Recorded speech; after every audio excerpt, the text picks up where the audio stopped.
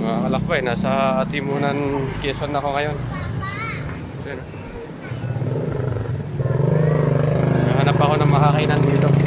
Ayun, sakto, may nakita ako. Oops. Yung Timunan.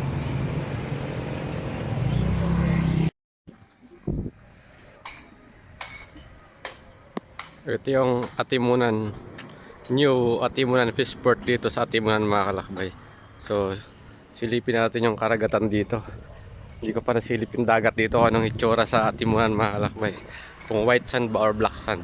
Tara, puntahan natin.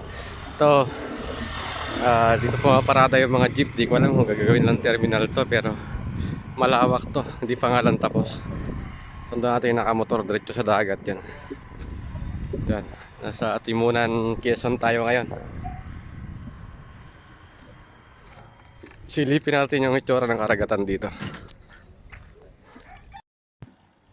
So ito yung karagatan dito sa Atimunan, Quezon, mga kalakbay.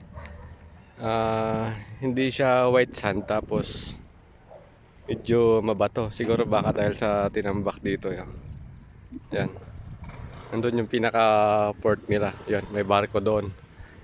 Mga Roro Bisil.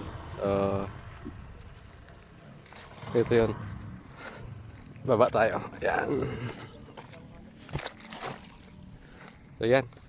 Yun yung karagatan dito sa Atimunan, Quezon. Aslo ko yung tinambakan pa to, mga kalakbay, kasi parang gagawin natin terminal to eh. So yun, sinilip na natin kung anong itsura ng dagat dito.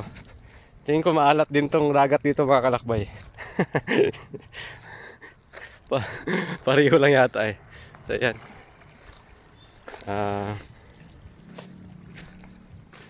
May mga isla pa dun, hindi ko alam kung anong mga isla yan dyan eh.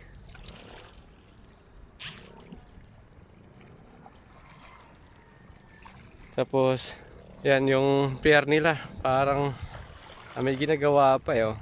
May namimingwit dun sa kabilang dulo. Sarap siguro mamingwit dito. So yan, hindi siya white sand. Yung pinaka dito, pinaka buhangin, hindi white sand. So yan, may mga dayuhan pa na namasyal dito, sumilip din.